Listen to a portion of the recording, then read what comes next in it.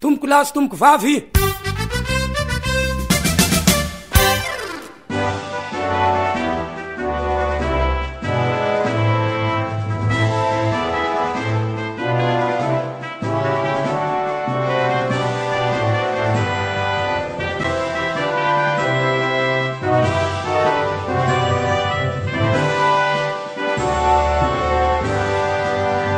Ny colonel Richard Tsimandrava, ministre ny fiarovam-pirenena, no niantefany ny safidio.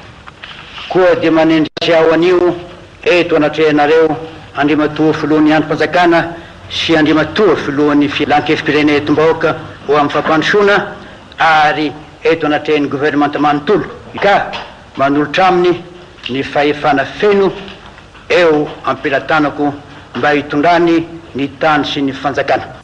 Andriamatoa filohan'ny androm-panjakana, andriamatoa filohan'ny filan-kefim-pirenena ho amin'ny fampandrosoana, andriamatoa ministra isany. Mamelay ahy aloha ianareo hitodika amin'ny ray aman-dreny ajaina dia ny generaly Ramanatsoa. Mon général, tsy amboadidy a mon général satria mitady olona andray andraikitra izao fotoatsarotra tiavin'ny firenena izao.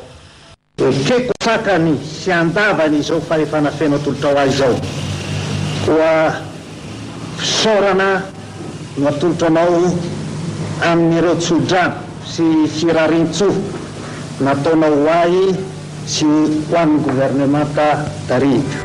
Musitani rasako, saina velani rasako,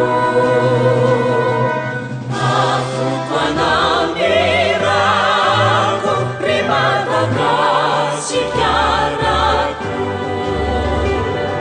ilanu masina, nuvala pari, ame fini fukure cefakati.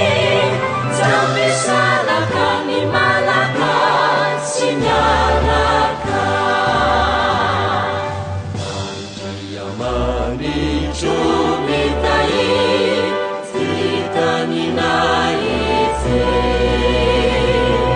Kami zainu menawanan Luvali taranakai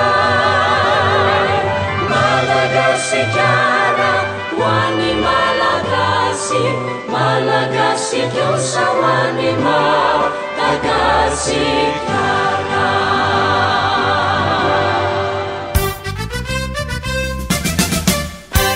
Saotra tomboko lahy, saotra tomboko vavy.